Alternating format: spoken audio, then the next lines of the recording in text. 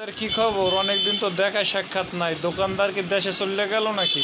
কিভাবে দোকানটা ফাঁকা রেখে যদি মানুষ চলে যায় তাহলে কে কাস্টমাররা আসলে কিভাবে ওষুধ দেবে? সঠিক তো একটা লোক দরকার। দোকানদার কই গেল?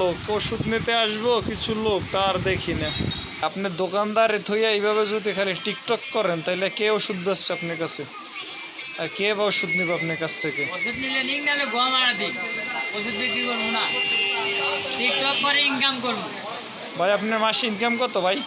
1,20,000। মাথার চুলগুলো কাটেন না কে ভাই? মাথার চুল কাটলে মানুষে ভালো পাবে না। আমার কাছে চুল বড় ভালো লাগে। আপনি তো টিকটকার না? হ্যাঁ, আপনি কি ফেমাস? হ্যাঁ, এত কথা ভালো লাগে। ভাই আপনার ধরেন এই যে টিকটক করতে গেছেন, আপনার পরিবার থেকে কোনো বাধা আসছে আপনার? বলেন না একটু শুনি ভাইয়া।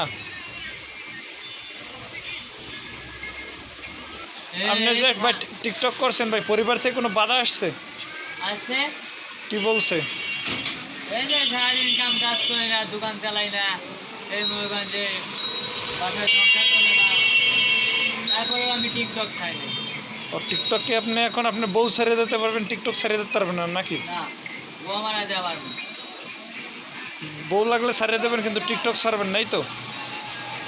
এটাই বললেন না? ওনার সাথে কি আপনি একমত?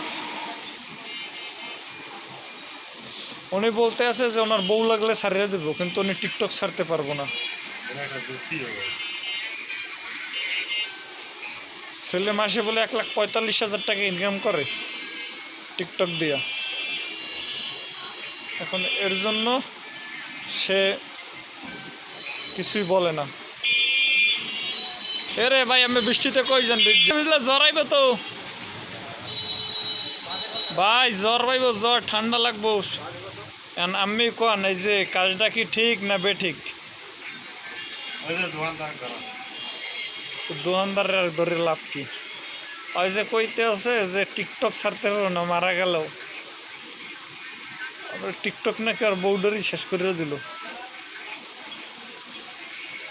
হ্যালো গাইস, আপনার যদি আমাদের এই চ্যানেলটা ভালো লাগে থাকে লাইক করবেন, শেয়ার করবেন, সাবস্ক্রাইব করবেন আর সবাইকে দেখার একটু সুযোগ করে দিবেন। আপনাদের ধন্যবাদ সবাইকে।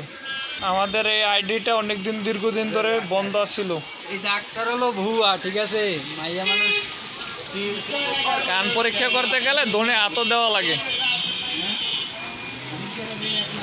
না, চেক আপ করি না। বুকে জড়াই ধরছেন ভাই বউ থাকতে আপনি।